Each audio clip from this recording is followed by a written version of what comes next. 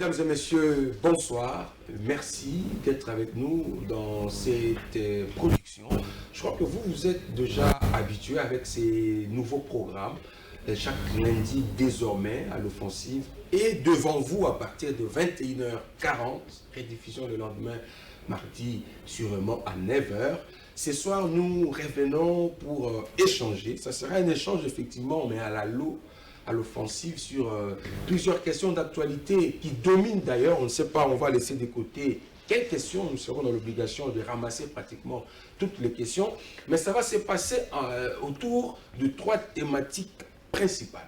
D'abord, on va partir de l'allocution du chef de l'État. Vous le savez, il était à Dar es Salaam, oui, avec ses pairs à la SADC. Et le chef de l'État a parlé, il a fait mention effectivement à la question liée à la sécurité dans la partie est du pays.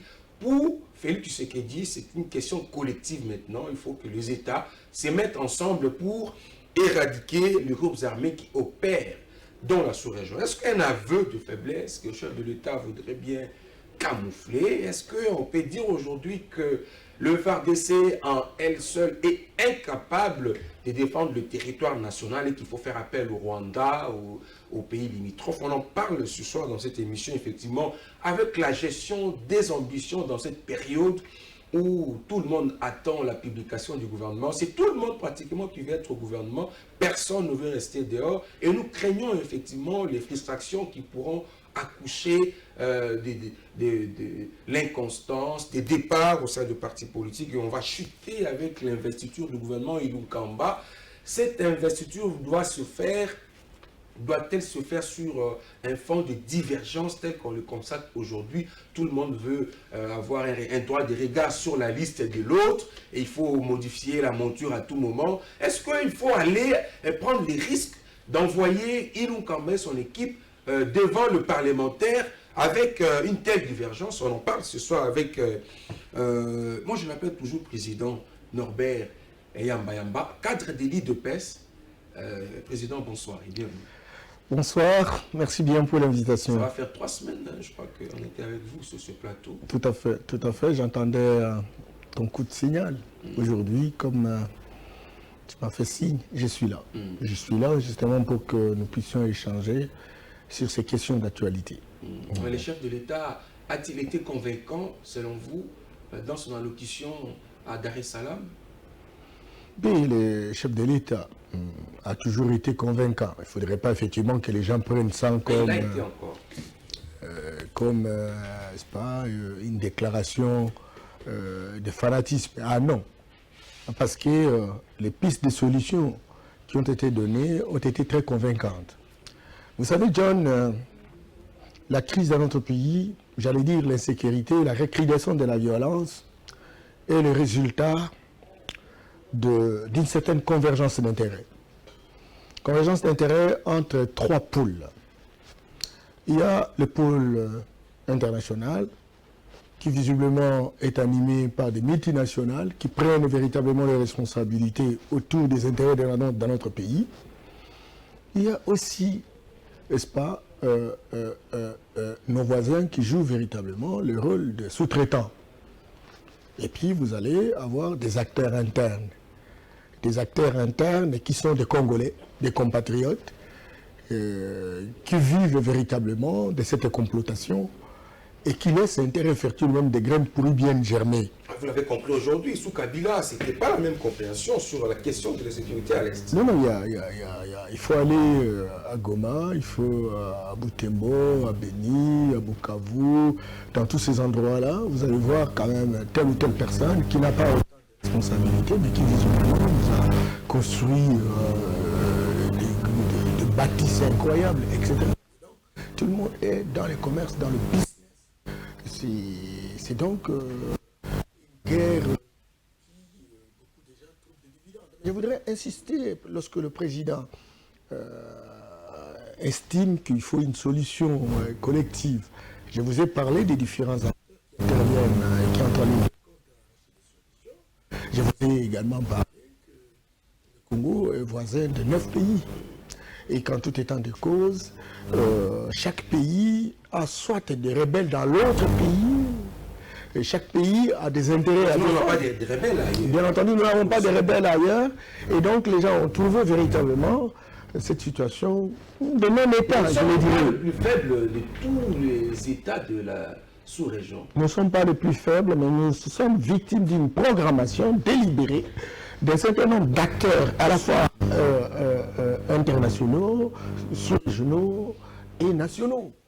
Et nous sommes victimes. Et lorsque vous voyez que les externes trouvent une sorte d'adhésion des internes, et ça devient un danger public. Et c'est justement ça qui, véritablement, afin que notre pays soit dans cette situation de déliquescence. Mais aujourd'hui, il me semble que nous sommes en train de sortir de la logique de complotation où les responsables internes s'éloignent de plus en plus véritablement de cette complotation et prennent la boussole comme pour demander aux uns et aux autres qui véritablement sont responsables de cette situation de travailler dans la perspective de pouvoir construire des passerelles de synergie gagnantes de manière que le calme revienne. Mais parce qu'il a été montré. Est-ce qu'on a une armée efficace qui peut prendre en charge seule cette question?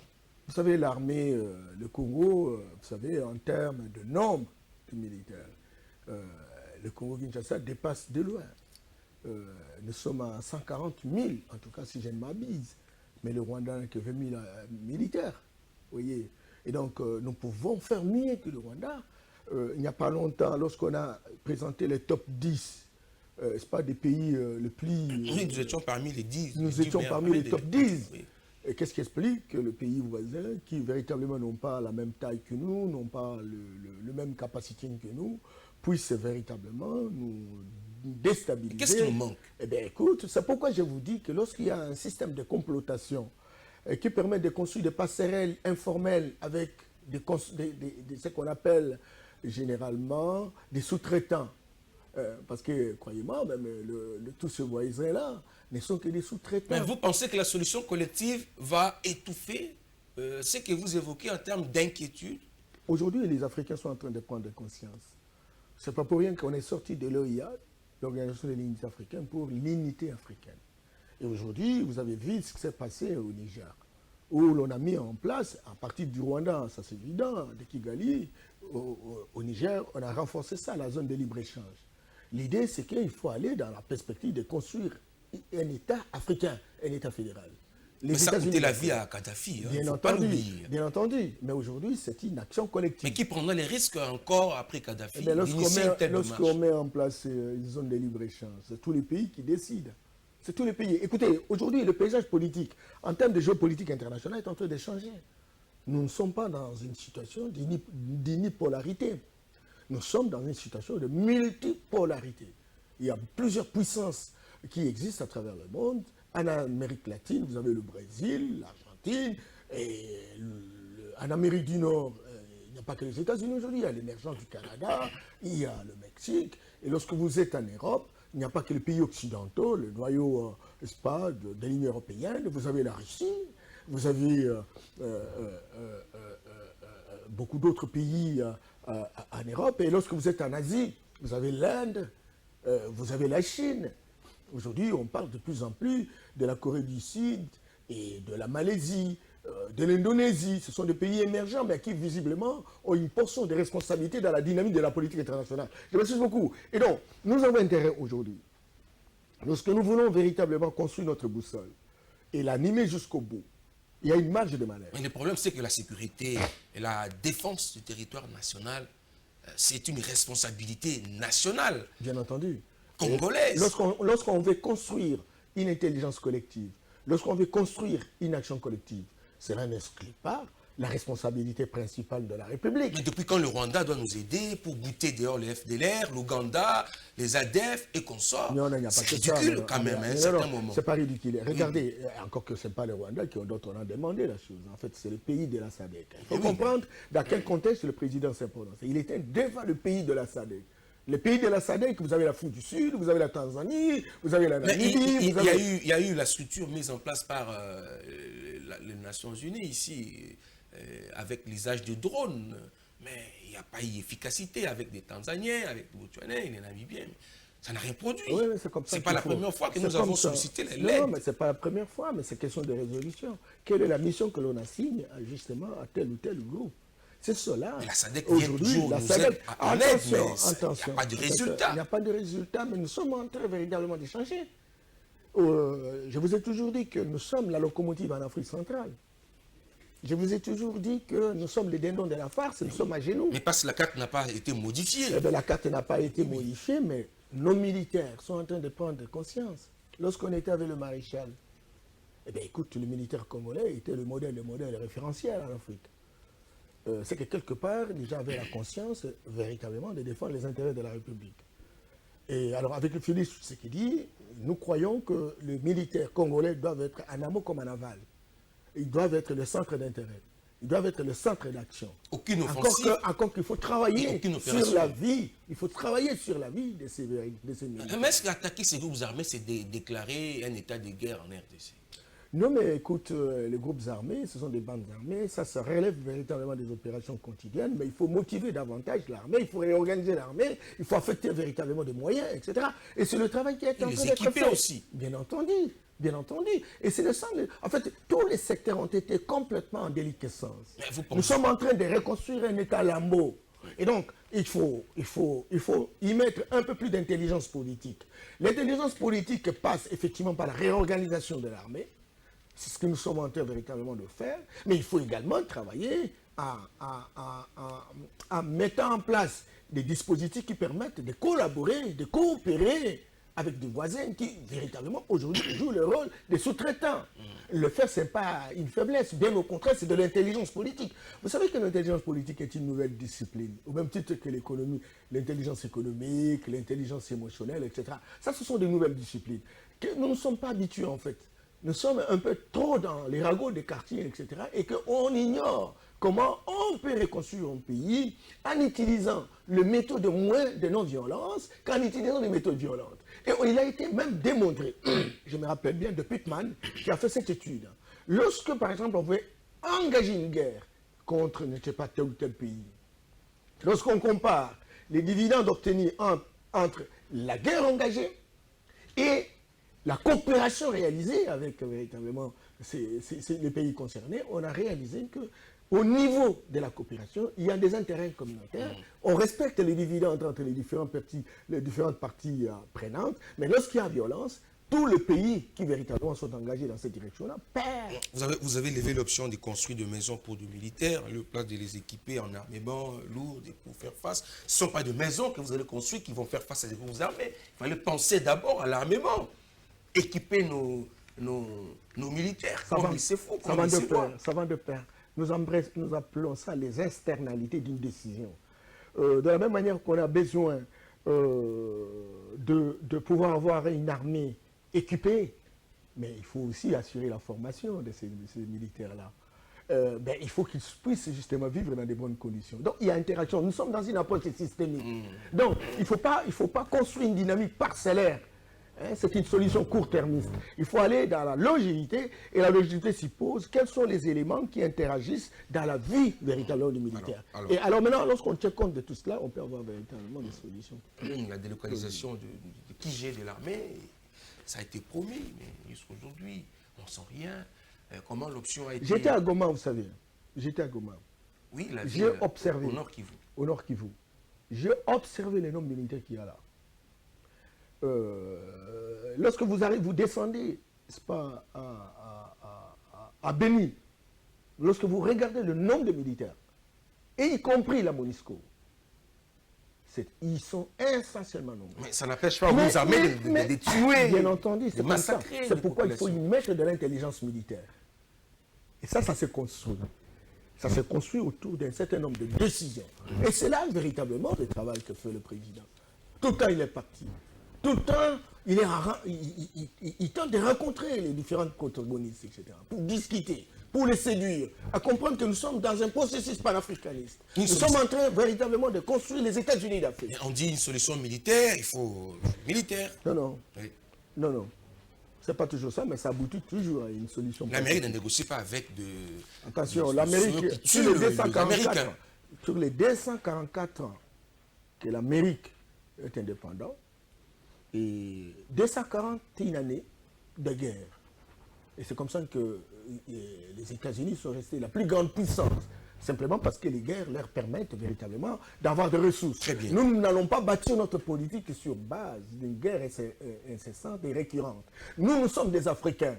Nous avons été divisés simplement parce qu'il y a des hommes et des femmes qui ont estimé qu'ils étaient d'une race supérieure et qui ont saucissonné l'Afrique sur base d'une carte mal dessinée, avec des personnes qui n'ont jamais été en Afrique. Nous sommes dans un processus de reconstruction, nous sommes dans un processus de recomposition, et nous voulons véritablement que l'Afrique soit unique, et que les Africains comprennent une fois pour toutes que nous sommes forts lorsque nous sommes ensemble. Nous n'allons pas, nous, le Congo, qui est au cœur de l'Afrique, la gâchette du revolver, aller dans le sens de pouvoir construire la déliquescence, j'allais dire la désintégration de l'Afrique. Nous allons travailler, peu importe le temps que ça peut nous prendre, encore que nous puissions affirmer notre leadership à l'Afrique centrale, parce que nous aurons des effets d'amplification sur l'ensemble de l'Afrique. Vous croyez vraiment qu'avec le Tshisekedi, avant la fin de son mandat, cette question de l'Est sera réglée?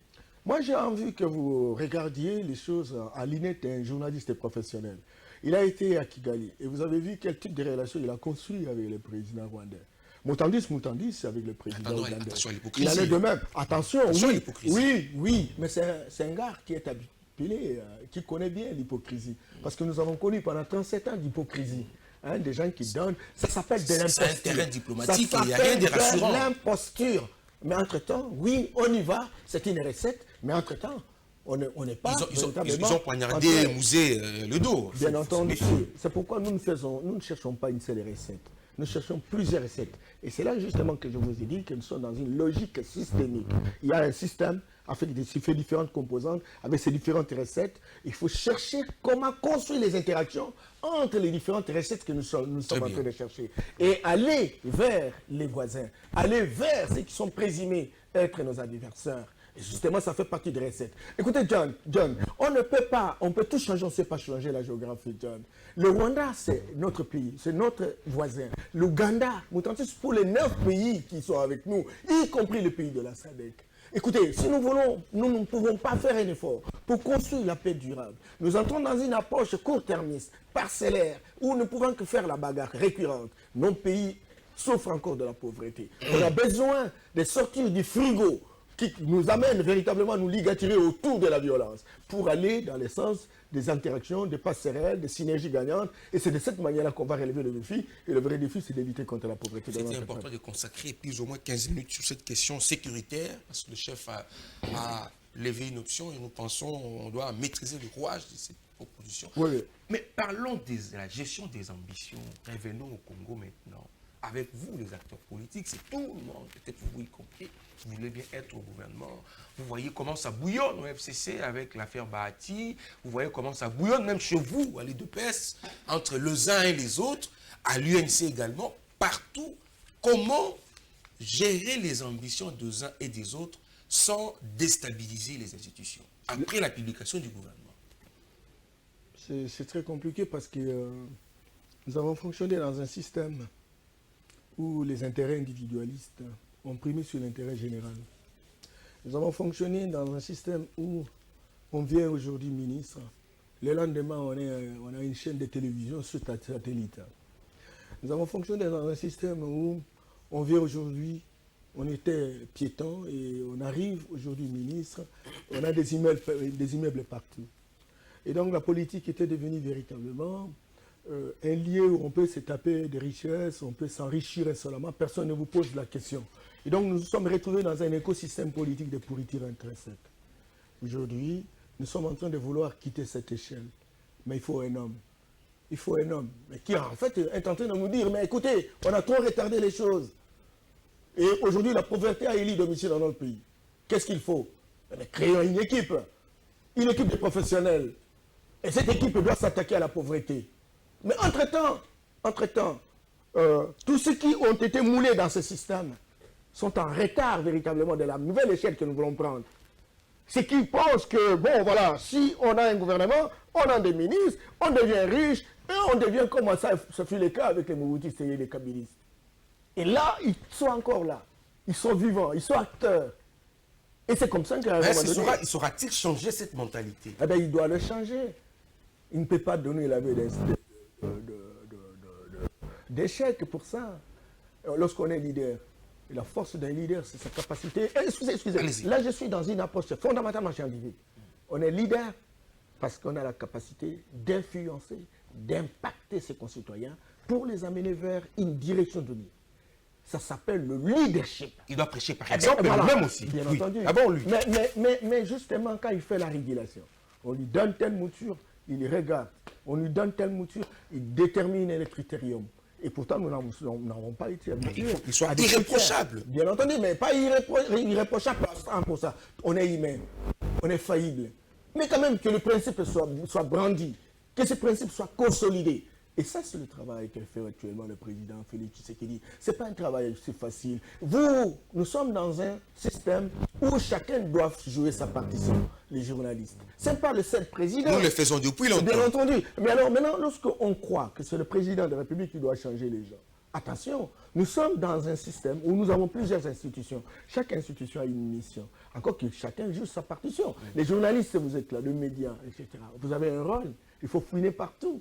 Il faut rechercher des infractions, il faut rechercher les cas des comportements qui ne concordent pas avec la dynamique. Vous ne nous écoutez pas, même si on dénonce, même si on... Mais écoutez, quand vous dénoncez et que vous prenez parti par rapport... Combien de fois on a vu des journaux publier des choses, on dit non, tel a détourné. Mais le journal vient démentir simplement parce qu'on lui a donné un peu d'argent pour parler de cette question. C'est ça. Donc, il faudrait qu'à un moment donné, au moment où l'Afrique est en train véritablement de se mettre debout, au moment où tous les présidents africains ont compris qu'ils ont été à la base de la destruction et du retard que connaît l'Afrique, c'est au même moment que tous les Africains, y compris les journalistes, y compris les maraîchers, y compris les agriculteurs, n'importe qui, y compris les artisans, tout le monde, comme un seul homme, puisse dire, payons le droit à la contestation, allons dans la direction de pouvoir changer notre pays. Et si les gens ne comprennent pas ça, et le président n'a qu'une arme, c'est la communication, qui est récurrente, où il s'adresse aux uns et aux autres, y compris les politiques, qui sont dans le débat des quartiers, au lieu d'entamer le débat de prospérité. Oui, mais sous son impression, bien sûr. Entendu. Comment on peut comprendre sous ce qui dit le pays soit confondu à un gâteau? Et les débats est public. FCC a autant de ministères, cache autant de ministères, nous avons réservé autant de ministères. Les Congo ressemblent à un gâteau. Non, il ne faut pas dire que devant le peuple. Tshisekedi. Écoutez. Je m'excuse beaucoup. Oui. Non. Intellectualisons le débat. Allez-y. Lorsqu'on est en France, en 1981, les socialistes, sous la direction de Jacques Chirac, la direction de François Mitterrand, avaient gagné les élections. Ils avaient la majorité parlementaire. Et qu'est-ce qui s'est passé? Le président de la République, à l'époque c'était François Mitterrand, avait la responsabilité de désigner un Premier ministre. Il a désigné successivement une série de premiers ministres tout au long du mandat. Il fallait faire 5 ans pour qu'on réorganise les élections législatives. Cette fois-là, c'était début 86. Les élections ont été sanctionnées par la victoire d'une autre majorité parlementaire dirigée par Jacques Chirac. Il a mis en place, n'est-ce pas, un gouvernement qui était essentiellement un gouvernement de la droite. Mitterrand, qui avait 7 ans, était là. Et pratiquement, personne n'a dit que c'était une étiquette, même s'il y avait des domaines de collaboration. Mais les débats n'étaient pas publics. Maintenant, personne n'a dit que Mitterrand était sous la houlette de Jacques Chirac. Personne n'a dit que c'est la droite qui était en train de manipuler ou d'instrumentaliser la gauche. Ah non, parce que c'était la Constitution.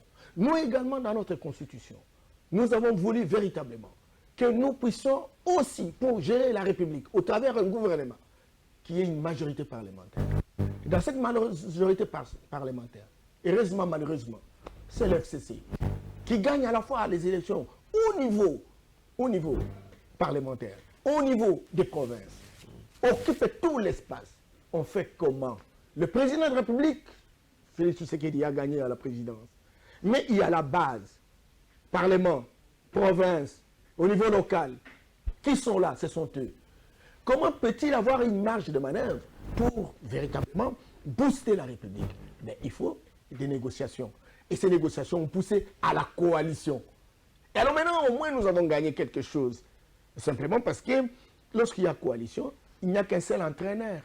C'est comme si Mazembe apporte ses joueurs, la Renaissance apporte ses joueurs, Bilima apporte ses joueurs, Vert Club apporte ses joueurs, et nous formons le Léopard. Et Est-ce que ce n'est pas différent? Je m'excuse beaucoup. Allez-y. Le seul entraîneur, c'est donc Ibenge. Et notre Ibenge sur le plan politique, c'est Félix. Mais la gestion de l'équipe alors reste... Maintenant, parce que les gens étaient déjà habitués à ne considérer la politique comme un butin de guerre. Écoutez, lorsqu'on est véritablement un leader qui voyage dans le temps, il faut savoir scanner l'attitude, le comportement, l'état d'esprit de la classe politique. Si vous n'arrivez pas à photographier cela et vous prenez des décisions stratégiques en dehors de ce comportement collectif, vous risquez véritablement de ne pas faire le Mais pourquoi il a laissé ces débats être publics? La manière dont les uns et les autres se partagent le butin pour être au gouvernement. Oui, le débat doit être public. Pourquoi public. Oui, mais ce sont les Est-ce que le affaires. peuple en a besoin Oui, de bien savoir entendu. tel doit avoir ça? Le peuple attend le gouvernement. Oui, bien Pas entendu. le Attention. partage de responsabilités. Attention, on ne peut pas tromper le peuple. Il faut construire la croissance de lucidité de notre peuple. Et il faut quelle information arrive en destination. On ne peut pas se camoufler dans les chambres, c'est pas dans les bureaux climatisés pour prendre un certain nombre de décisions sans que le peuple n'en soit Mais vous connaissez la notion du secret d'État. Vous Attention, gardez attention. encore cette... Le secret d'État ont foutu à la merde l'Afrique. C'est cela. Pourquoi parle-t-on de l'intelligence collective? Est-ce que vous connaissez ce que c'est? Il y a une nouvelle théorie, l'approche cybernétique, où le sommet, la base, tantôt c'est le sommet qui devient la base et la base devient le sommet. La circulation de l'information. Parce que c'est notre plantation, parce que c'est notre église, parce que c'est notre village. Il ne faudrait pas que certaines personnes connaissent certaines choses et que d'autres ne connaissent pas. C'est comme ça qu'à un moment donné, même quand on vous pose la question, quel est le salaire du président de la République, on a difficile à connaître par le petit paysan. Lorsqu'on dit quel est le salaire du ministre, on a difficile. Et on connaît le salaire du huissier, on connaît le salaire de l'agent du bureau de première classe. Il faut arrêter ça. Et nous voulons véritablement revenir à une nouvelle façon de faire les choses. Et cette nouvelle façon de faire les choses, c'est mettre à la place des informations publiques à la place publique. Beaucoup de divergences vous caractérisent dans votre coalition. Effectivement, vous avez applaudi parce que c'est une avancée pour vous, mais une avancée qui n'apporte aucune solution parce que jusque-là, il n'y a pas encore une attente pour publier ce gouvernement. Et pensez-vous qu'avec cette divergence profonde qui caractérise votre coalition, le Premier ministre doit avoir les risques d'aller se présenter au Parlement pour espérer une investiture? Non, non, le Premier ministre ne peut aller au Parlement que lorsque toutes les divergences sont gérées. La démocratie elle-même, cher John, c'est une gestion des contradictions. C'est un droit au désaccord. Et ces droits au désaccord poussent à ce qu'on puisse harmoniser le vues. On puisse aboutir à un consensus. Ce n'est pas le cas, malheureusement. Ah non, non, non, non, c'est le cas. Le Premier ministre a reçu, n'est-ce pas, des différentes listes. Aujourd'hui, les listes viennent des différentes composantes. C'est déjà un consensus dégagé par rapport à ces composantes. La première a été rejetée. Et alors maintenant, non, ça n'a pas été rejeté. Ah, écoutez, pourquoi? Mais écoutez, ça a été renvoyé. Écoutez, John, oui. John, le checking relève de la compétence du président. Pourquoi on dit qu'il doit avoir un droit de regard? Et vous voulez avoir un droit de regard en faisant la figuration? Vous voulez qui dans ce gouvernement? Quand vous parlez des nouvelles figures, ça rime en quoi? Non, non, les nouvelles figures, pour moi, ce sont des hommes et des femmes qui ont un profil, qui ont un background, peu importe leur âge, mais qui rassurent et qui sont capables véritablement de relever les défis. Parce que, croyez-moi, ce n'est pas simplement la jeunesse. Notre pays, toutes les générations sont brûlées. Toutes les générations sont brûlées. On a vu des jeunes se comporter comme des vieux. On a vu les vieux se comporter, certains vieux se comporter. Ils sont rares, ça c'est évident, mais on peut pouvoir les retrouver. Et donc, on a besoin, au lieu que ce soit une occasion où les gens viennent pour se partager le butin, mais qu'on puisse véritablement tomber sur des personnes, encore qu'on se pose des questions, qui a fait quoi, et quelle a été ses performances, etc. etc. Bon, toutes ces questions. Comment vous allez découvrir ces rares-là, nouvelles figures? Mais il y a un outil. Il y a un outil fondamental qui est le CV. Vous allez lire le CV. Il y a CV. aussi Oui, bien entendu. Sur papier. Mais vous croyez que... Ah, La non, compétence, il y a le c'est sur témoignage. papier. Pourquoi le service d'intelligence existe? Allez recruter dans une université alors. Prenez des docteurs en thèse parce qu'eux, ils ont un profil garni. Non, c'est pas ce profil-là. C'est pas un problème quand on est professeur ou docteur en thèse, c'est qu'on a le profil. Non, il y a des professeurs qui sont des abrutis fondationnels. Il faut pas croire. Donnez, combien de professeurs ont fait... Non, il ne faudrait pas que je m'acharne. Mais avez-vous besoin des CV pour détecter le meilleur? Tout à fait. Nous sommes dans une sorte de recrutement-sélection. Mais les figures sont connues, on peut connaître que bien entendu, il est bon et on peut le placer sans lire son CV. L'avantage du président Tshisekedi, c'est d'avoir été dans la scène politique pendant 37 ans. Il connaît les hommes, il connaît les femmes, il connaît les problèmes, il connaît les comportements des uns et des autres. C'est l'avantage. Peut-être que c'est le premier président de la République qui a maîtrisé les hommes et les femmes et qui visiblement est capable de prendre une décision stratégique sans beaucoup de casse. Et donc, il est là, au-delà de ce qui est écrit, il y a des témoignages, il y a sa propre connaissance, ses propres observations, etc. Et il est capable de dire, ce monsieur peut avoir accès, tel monsieur ne peut pas, parce qu'il y a tel problème. Donc, il faut lui donner l'occasion de pouvoir faire cette appréciation. Mais je ne dis pas qu'il a refusé. Vous savez, à un moment donné, on a déterminé un certain nombre de critères. Le document peut arriver chez le président ou chez le premier ministre, il va faire le checking. Vous ne pouvez pas imaginer lorsqu'on demande 3 personnes, si dans l'hypothèse on donne une seule personne, le président peut dire, mais je ne suis pas d'accord par rapport à ça. Faites 3 personnes. Deuxième chose, on peut par exemple envoyer une liste où on ne trouve aucune femme. Alors, il peut dire, oui, c'est bon, mais faites un effort pour qu'on construise l'équité en termes du genre. Oh non, toutes les listes, on ne voit même pas, n'est-ce pas, un handicapé physique. Et on va dire, écoutez, non, est-ce que vous ne pouvez pas rectifier? Ce n'est pas renvoyer, ce n'est pas rejeter, mais c'est faire office véritablement de ce qu'on représente en termes du leader qui analyse, qui confronte les propositions par rapport aux principes et qui décide en fonction. On termine par cette question. On vous approche beaucoup dans des négociations avec le FCC. Beaucoup de dictatures pour le cash.